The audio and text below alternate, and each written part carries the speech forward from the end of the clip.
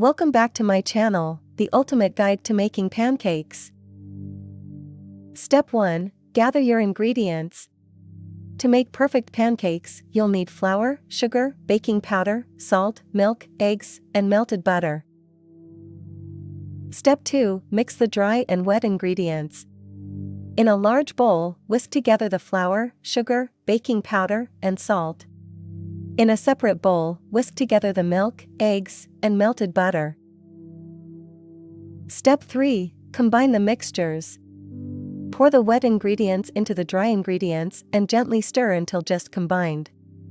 Be careful not to overmix, as this can result in tough pancakes. Step 4. Cook the pancakes. Heat a nonstick skillet or griddle over medium heat.